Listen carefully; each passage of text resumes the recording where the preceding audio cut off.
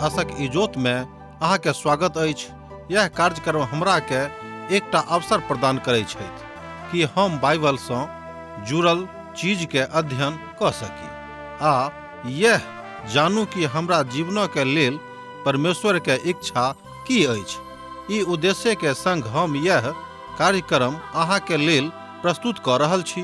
कृपया क देखू आ सुनू ताकि परमेश्वर अहाँ के जीवन के मार्गदर्शक ठहरे।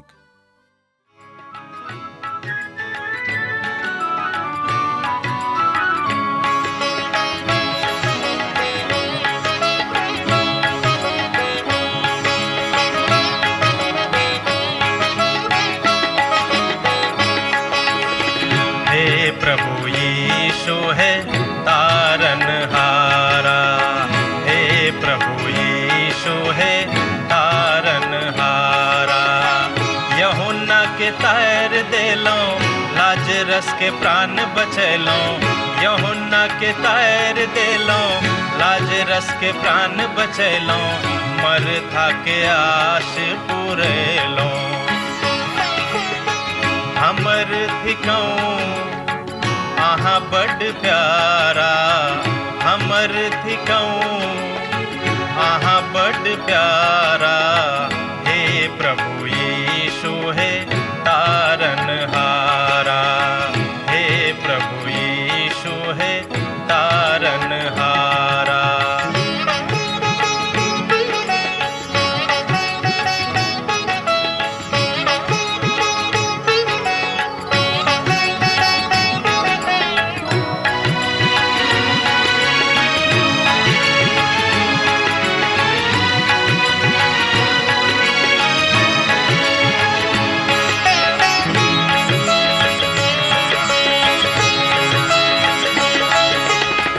सकल निधान करुणा निधि यीशु, सकल निधान करुणा निधि यीशु। कनिक अहाँ इमरो नजर फेरो, कनिक अहाँ इमरो नजर फेरो।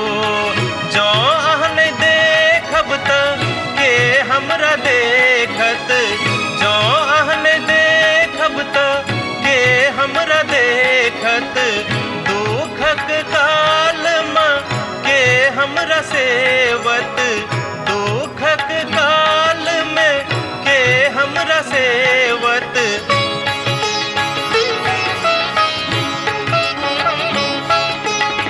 सत्यक बाट देख लो चलू हमरा, सत्यक बाट देख लो चलू हमरा। हे प्रभु यीशु है तारनहारा, हे प्रभु यीशु है तारनहारा। आशा के इजोत मैथिली कार्यक्रम में हम एक बेर और अहाँ के अभिनंदन प्रभु यीशु मसीह के मीठ आ पवित्र नाम से कह रहल छी। अहाँ के तो मालूम हैत कि हमरा सब अखन पवित्र बाइबिल में जे आमोस नामक प्रसिद्ध पोथी थिक तकर अध्ययन कर रहलहुँ हैं। आजुक दिन हमरा सब एहि पोथी के 8म अध्याय के 6म पदक लग पहुँच गेल छी। आजुक दिन हमरा सब 6म पद से लऽ कऽ 14म पद धरि देखब। तहन आउ आजुक दिन हमरा सब 6म पदक पढ़ि कऽ आरंभ करब। आ लाचार चानीक सिक्का सँ और दरिद्रक एक जोड़ी जूता सँ किनियोक और गेहूँ के फटकनक बेचियोक। आमोसक पोथी तकर 8 अध्याय तकर 6 पद ए बातक कहते छै। एक बेर और ध्यान दियोक। आ लाचारक चानीक सिक्का सँ और दरिद्रक एक जोड़ी जूता सँ किनियोक और गेहूँ के फटकनक बेचियोक। हमरा सब गरीबक चानीक सिक्काक लेल बेचलहुँ हैं और गरीबक त दासत्वक लेल कीन जायल जाइत अछि आ गरीबक दासक बन जाइत अछि। अर्थात गरीब ओहि काल में कीनल और बेचल जाइत छलाह। सोझ गप में एकर अर्थ यह भेल। ओहि भूमि में जतऽ मूसा के व्यवस्था के अनुसार एहि बातक अनुभूति नहीं छलिक, एहि बातक अनुमति सेहो नहीं छलिक। मुदा एक बादो लोग ई सब करे छलाह। ओ सब लाचारक एक जोड़ी जूता के लेल लऽ लेलनि, अर्थात लऽ ले छलाह अर्थात एक जोड़ी जूता में उनका लोग बेच देते रहें। वो सब अर्थात गरीब लोग सब बड़ ओहि काल में सस्ता भ गेल छलाह और वो सब गरीबक बेच दैत रहैत आ गेहूं के लेल वो सब गरीबक दास बना लैत रहैत। एकर अर्थ तऽ इएह भेल जे मौका हुनका सभक जहने भेटैत रहनि ओ सब सतोनाय आरंभ कऽ दैत छलाह। आ जे केओ कने सतवादी रहैत जहन ओ खरीदारी करै छलाह तहन हुनक खरीदारी करे के तरीका कने हुनका से फरक होइत रहनि, मुदा ओ सब सेहो वह काज करे छलखिन आ जल्दी जल्दी में ई बात बुझ कऽ ओ सब आगाँ जाय छलखिन। प्रभु के एकटा महान दास कहैत छथि जे हम गरीबक कहियो पुरना कपड़ा दऽ कऽ नहि सम्मानित करऽ चाहैत छी, कियाक तऽ एहि बात सँ हमरा बड्ड तकलीफ होइत अछि। हमरा बड्ड चोट लागैत अछि जहन हम ई काज कहियो करैत छी। हम कहियो नहि बुझैत छलहुँ हेँ जे गरीबक अंतरात्मा कोन तरहक छनि, कियाक तऽ एहिसँ पहिने एहि बातक अनुभूति हमरा कहियो नहि भेल छल। जहन हम गरीबीक दशासँ गुजरल छलहुँ हेँ ओहि कालमे एहि बातक अनुभूति हमरा भेल। आर जहन हम अपन सेवा आरंभ कयने छलहुँ हेँ तहन ओतऽ एकटा मनुख जे हमरा संगे छलाह ओ किछु दूधक हमरा लेल छोड़ि दैत छलखिन। हम ओहि कालमे दूधक कहियो प्रयोग नहि कयने छलहुँ हेँ, कियाक तऽ एहि तरहक हमरा मोनमे कोनो ई बात नहि छल कि हम एहि बातक प्रयोग अपन जिंदगीमे करी। आर एहि तरहक सेवा अर्थात उतारल कपड़ाके दऽ कऽ गरीबक सेवा करनाइ हमर मोनमे कहियो नहि छल आ नहि एहि बातक लेल हमर मोन कहियो तैयार भेल। ई महान सेवाक काज छल जे प्रभु हमरा देने छलखिन, तैँ हम कियाक गरीबक जँ देबे करबै तऽ नया कपड़ा कियाक नहि देब। पुरान कपड़ा दऽ कऽ हमर सेवा करबाक इच्छा कहियो नहि राखैत छलहुँ हेँ। स्मरण राखियौक दाऊद कोना कऽ कहैत छथि दोसर सामुएलक पोथी 24 अध्याय आ तकर 24 पद में, मुदा राजा अरौना सँ कहलनि, नहि हम तऽ दाम दऽ कऽ कियाक तकरा कीनब, कियाक तऽ हम अपन परमेश्वर यहोवाके एहन होम बलि नहि चढ़ायब जकर हम किछु मूल नहि चुकने होब। ई बातक हमरा लोकनि दोसर सामुएलक पोथी 24 अध्याय के पद 24 में देखैत छी। प्रभुक महान दास राजा अरनौन से कहलनि कि हम कियाक ई बात करब जाहिसँ परमेश्वर एहि बातसँ प्रतिष्ठित नहि हेता। एहन कोनो काज हम नहि करऽ चाहैत छी। आर ई कोनो अनायास घटना नहि घटल छल। जहन प्रभु यीशु मसीह कहलनि जे हमरा सभक कोनाक मन्दिरमे चढ़ेबाक अछि, देखियौ जे लोक मन्दिरमे कोन तरह दैत छथि। आर ई धंधा रहैक, हाँ, आर एहि बातोमे ओ बड़ रुचि राखैत छलाह जे हमरा सब कतेक आ कोनाक अपन प्रभुके दैत छियनि। प्रभु अहाँके दऽ रहल छथि, प्रभुके अहाँ कोनाक दैत छी आ कोनाक दऽ रहल छी, कोन मनसासँ दऽ रहल छियनि, ई बात तऽ प्रभु जानैत छथि। प्रभु कतेक देने छथि और अहाँ हुनका कतेक दऽ रहल छियनि, एहि सबटा बातक हिसाब किताब प्रभु कऽ रहल छथि। और बातक हमरा सब प्रभुक महान दास आमोसक संगे सीख सकलहुँ हेँ आ सीखल जा सकैत छै जे हम मनुख आमोसक संगे कने बेसी कथा सीखी कि कोना कऽ हमरा सब प्रभुक लेल दऽ सकलहुँ हेँ। एकर मतलब ई नहि भेल कि प्रभु गरीब छथि। प्रभुके जे अहाँके देने छथि ओहिमे से प्रभु हिस्सा मांगि रहल छथि से नहि, ओ सिखाबऽ चाहैत छथि कि अहाँ देवल करियौ, कियाक तऽ जँ अहाँ देवल करब तऽ अहूँके देवल जायत। एहि बातसँ प्रभु बड्ड प्रभावित होइत छथि जिनका लगमे जिनका मोनमे देबाक मनसा छनि।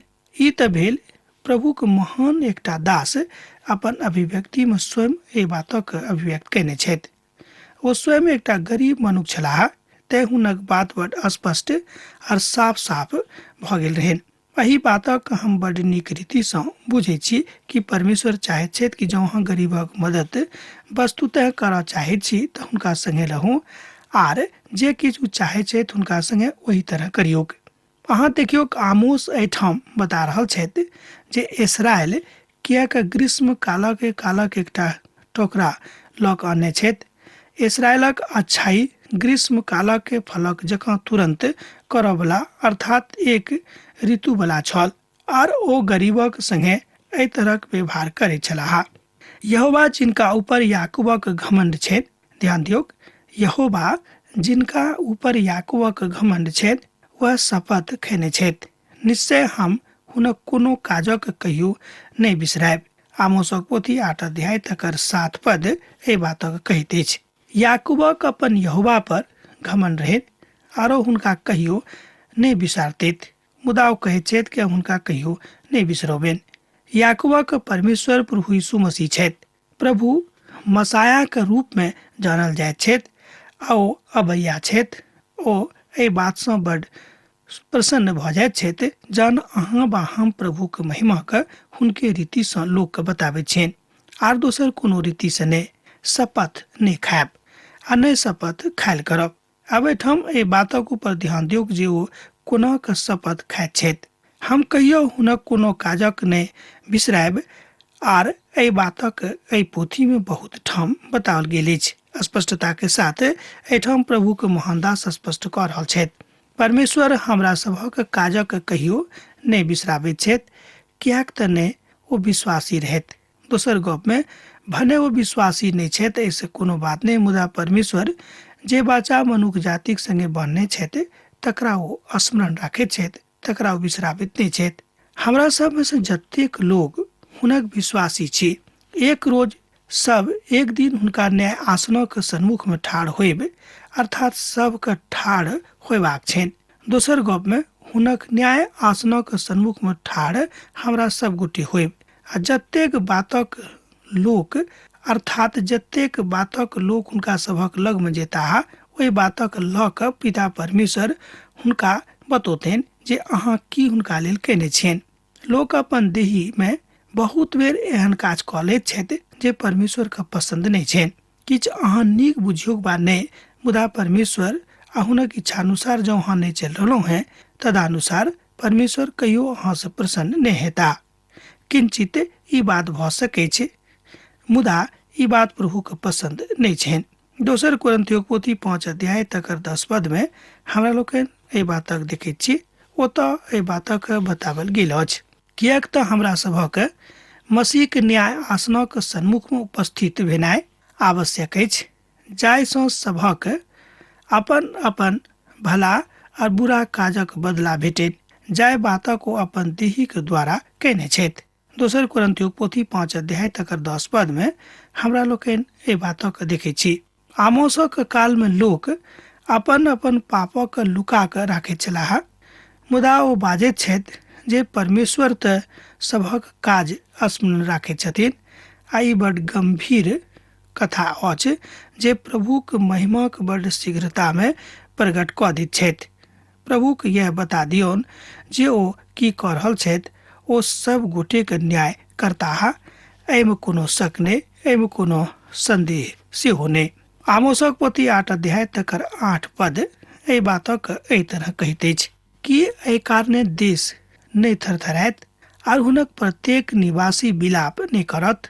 हाँ, ई सब आवश्यक नील नदीक जकाँ उफान अर्थात ई सब क्यों आवश्यक नील नदीक जकाँ उफान करतेक और एम्हर ओम्हर हिचकोला मारतेक और पुनः मिस्र नील नदीक जकाँ शांत भऽ जेताह।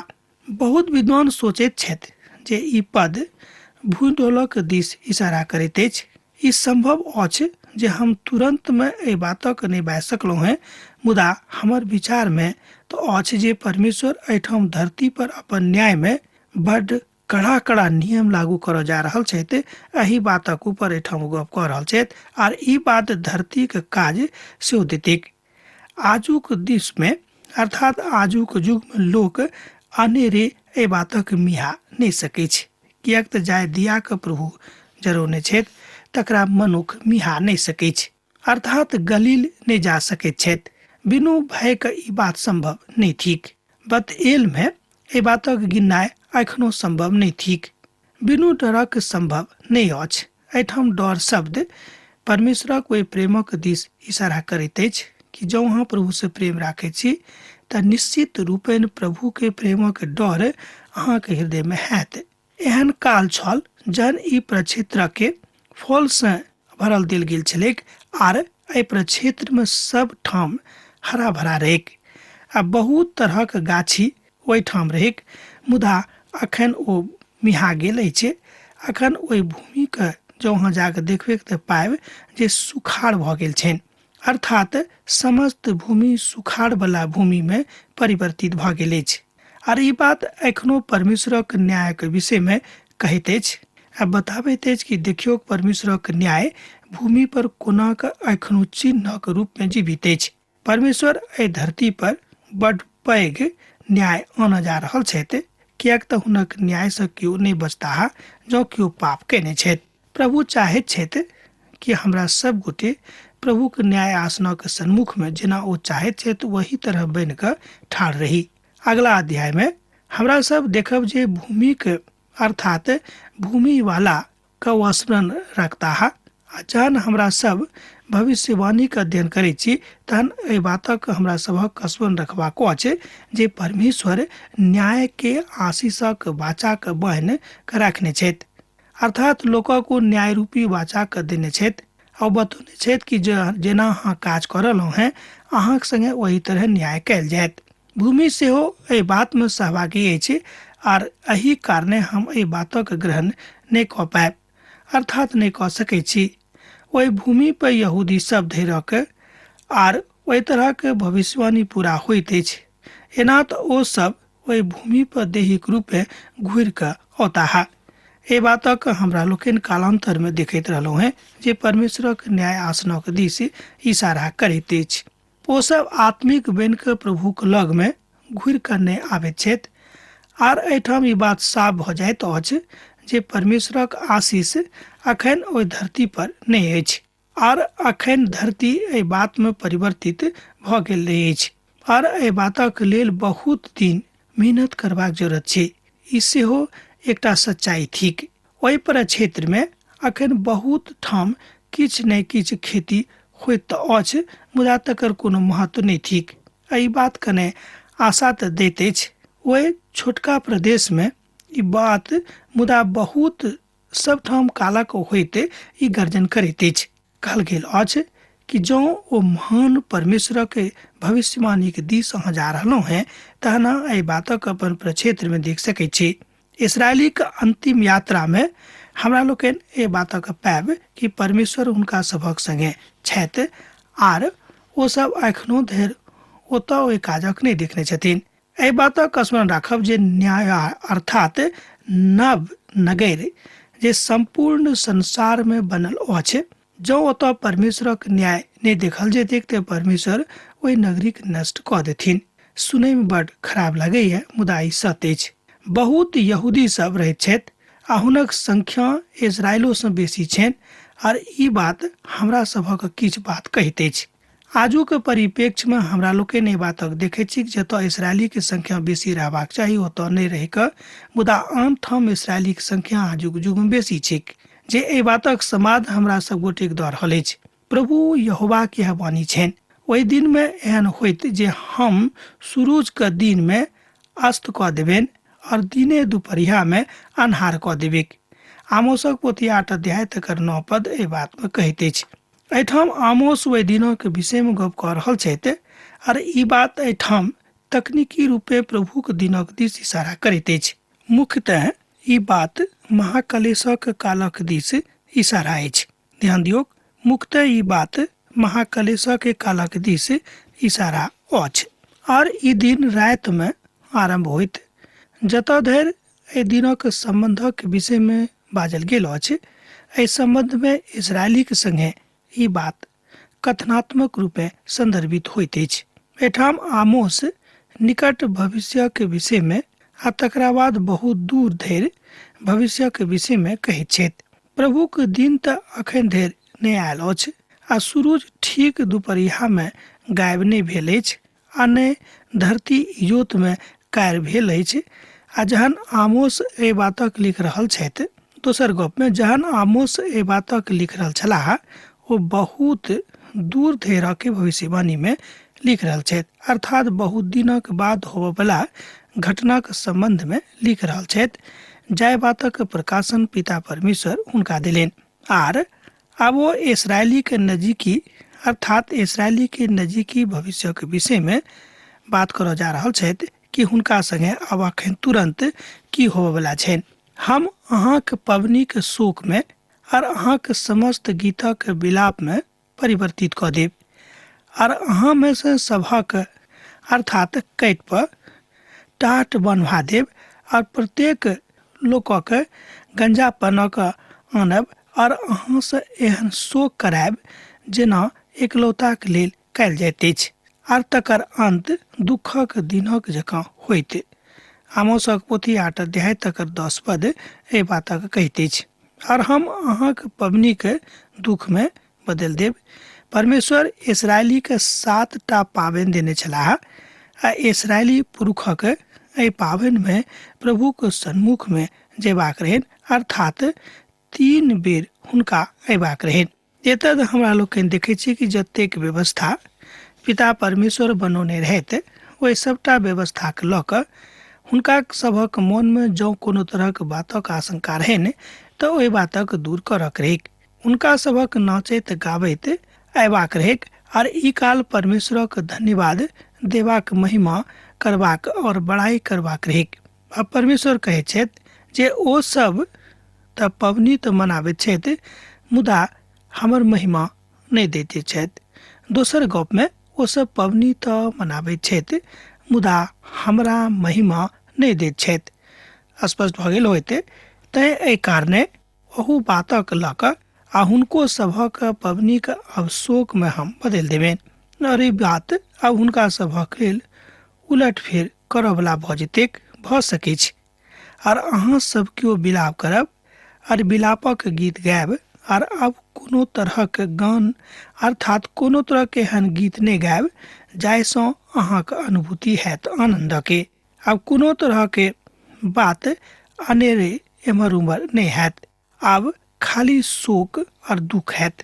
एहि बातक भविष्यवाणी एहिठाम ओ कऽ रहल छथि किनका लेल तऽ इसराइली सभक लेल। आ ई भविष्यवाणी हुनका सभक जिंदगी में यथाशीघ्र पूर्ण भऽ गेलनि। आब एहन दुख भऽ जायत ओ पाबनिक दिन जेना कि एकलौता पुतक मृत्यु के बाद भऽ जाइत अछि और अब हुनका सभक दिन बड खराब भऽ जेतैक और ई भविष्यवाणी हुनका सभक जिंदगी में अक्षरशः पूर्ण भऽ गेलनि और ई न्याय हुनका सभक ऊपर आबि गेलिक। प्रभु यहोवा के वाणी छनि, देखियो केहन दिन आबय वाला अछि जहन कि हम एहि देश में अकालक पठायब आ ई अकाल रोटी आ पानिक नहि मुदा यहोवाक वचनक सुनबाक होइत। आमोसक पोथी 8 अध्याय तकर 11 पद एहि बातक कहैत अछि। जँ अहाँक लग पवित्र बाइबिल अछि तहन अहूँ पढ़ि कऽ एहि बातक सत्यापन कऽ सकलहुँ हैं। एहिठाम बड्ड अप्रत्याशित अकाल अछि। परमेश्वर हुनका सभक अपन वचनक देलनि मुदा ओ सब एहि वचनक अस्वीकार कऽ देलनि। ओ सब तऽ हुनका लग सँ घुरि कऽ दोसर ठाम चलि गेल छलाह। परमेश्वर कहलनि हम तऽ आबि रहल छी और प्रभुक वचनक सुनय वाला छी अर्थात ओ सब प्रभुक वचनक सुनाबय वाला के खोजि रहल छथि जेना हमरा सब आजुक दिन अखन प्रभुक वचनक सुनि रहलहुँ हैं। आजुक युग में बहुत लोग एहन छथि जे ओहि भूमि के परमेश्वरक वचनक पढ़ैत छथि। हुनका सभक लग में लगभग पवित्र बाइबिलक धनी लोग बहुत कम छथिन मुदा कतेक लोग छथि जे पवित्र बाइबिलक अध्ययन करैत छथि और कहैत छथि कि हम प्रभुक वचनक पढ़ि रहलहुँ हैं, हमरा बड आनंद आबैए। आ के तकरा ऊपर विश्वास करैत छथि आ हमरा सभक जाय काल में एहि बातक बुझबाक अछि ओहि देश में देखबाक अछि। एतद हमरा लोकनि एहि पारंगत अवस्था में आबि कऽ ओहि बातक बुझि सकलहुँ हैं। और लोग समुद्र सँ समुद्र धरि और उत्तर सँ लऽ कऽ पूर्व धरि एहि तरह एम्हर उम्हर जेताह एम्हर उम्हर फिरताह। ओ एम्हर उम्हर यहोवाक वचनक खोजताह मुदा तकरा ओ सब नहि पौतैथ। आमोसक पोथी 8 अध्याय तकर 12 पद का हमरा लोकनि एहिठाम देख रहलहुँ हैं। आ दुखद लोग एहिठाम सँ दोसर ठाम धरि मारल फिरताह आ एहिके बादो ओ सब परमेश्वरक वचनक नहि पौताह। परमेश्वरक हृदय में अपन चुनल लोकक लेल बहुत प्रेम अछि। हुनक वचन जे हुनक दिस सँ नियुक्त कयल गेल बजनिहार एहिठाम लोग सबके देने रहनि हुनका दिस सँ आयल छलैक अर्थात हुनके संदर्भ सँ आयल छलनि आ देव वाला परमेश्वर छलाह। एहि सभक द्वारे एहिठाम उतरल मुदा अब हुनका नहि भेटतनि कियाक तऽ ओ सब वचनक आदर नहि कयलाह। प्रभुक एकटा न्याय यह होइत कि जँ केओ परमेश्वरक वचनक आदर नहि करतथि तऽ हुनका ई बात भोगऽ पड़तनि, किएक तो परमेश्वरक वचनक आदर नहि कऽ रहल छथि। हमरा सब सेहो लगभग एही तरहक परिस्थिति में छी। प्रभुक वचन हमरा सभक द्वारा कोनो परिस्थिति में दोसर भाई बहिनीक लग में जाइत अछि, अर्थात कोनो तरहक हालत किएक नहि रहै, हमरा सब गोटे के काज अछि कि परमेश्वरक वचनक एक दोसर गोटे लग पहुँचा दिएक। परिस्थिति किएक नहि प्रतिकूल रहेक वा अनुकूल रहेक, किएक तऽ बहुत बेर परिस्थिति अनुकूल हैत आ बहुत बेर परिस्थिति प्रतिकूल हैत, मुदा दुनू काल में ई काज करबाक अछि, दुनू अवस्था में ई काज करबाक अछि, किएक तऽ परमेश्वरक आज्ञा छै। ओहि दिन में सुंदर कन्या सब आर जवान पुरुष सब प्यासक मारल मूर्छित भ जेताह। आमोसक पोथी 8 अध्याय तकर 13 पद एहि बातक कहैत अछि। आ एहि तरह हमरा लोकनि देखैत छी कि समाजक युवा आ युवती सब जिनका लग में बहुत इजोत नहीं छनि, किछु बातक हुनका सिखबाक छनि, ओ सब सेहो मूर्छित भ जेताह, किएक तऽ हुनका सभक लग परमेश्वरक वचन नहीं छनि वा नहीं पहुँचावल गेल छनि। ओ सब परमेश्वरक वचनक नहि पौताह, एहन परिस्थिति भ जेतैक। एतद हमरा लोकनि देखैत छी कि महान परमेश्वर एहि बातक जानैत छथि, एहि बातक बुझैत छथि, मुदा ओ सब तऽ सामरियाक आकारक शपथ खाइत छथि आर जे कहैत छथि, हे दान अहाँक देवताक जिंदगीक शपथ आर बेसरबाक पंथक शपथ, हुनक एहन पतन होइत जे ओ पुनः नहीं उठताह। आमोसक पोथी तकर 8 अध्याय तकर 14 पद एहि बातक स्पष्ट कऽ दैत अछि। हमरा सब देख रहल छलहुँ हैं आमोसक के पोथी के 8 अध्याय के पद 14 का, ओ सब अहाँक नामक शपथ खेताह, मुदा ओ सब अपन बातक कहल जाइत छथि, मुदा अपने बात में रहता। परमेश्वर के प्रति जे सकारात्मक विधा अछि, जाहिसँ प्रभुक ने झलकैत अछि, हुनका सभक जिंदगी में नहि हेतनि। ओ सब तऽ सोनाक बछड़ाक शपथ खेने छलाह, ओ सब तऽ नगर के शपथ खेने छलाह, और ओ सब बेसरवा के पंथक शपथ खेने छलाह। ई सबटा बात हुनका सभक जिंदगी में आबि गेल रहनि। एहिठाम हमरा लोकनि देखैत छी कि हुनका सभक मन प्रभु से अलग भऽ गेल रहनि। अब आजुक अध्ययन हमरा एहिठाम समाप्त करबाक आज्ञा दिअ। दोसर दिन दोसर कार्यक्रम में अहाँ से पुनः भेंट हैत। यीशुक नेह अहाँक जिंदगी में बनल रहेक। आमीन। हमर विश्वास अछि कि ई कार्यक्रम अहाँके लेल लाभदायक सिद्ध अछि। हम चाहै छी कि अहाँ अपन आशीषके हमरा संग साझा करू। जँ अहाँके नजीक बाइबलसँ आ जीवनसँ सम्बन्धित कोनो प्रकारके प्रश्न भऽ सकै अछि तऽ अपन समस्याके लेल प्रार्थना करबाके लेल जँ चाहै छी तऽ हमरा फोन नंबर पर जरूर संपर्क कऽ सकै छी। परमेश्वर अहाँ सबके लेल एकटा सुंदर, सुखद, आनंदित दिन प्रदान करैक।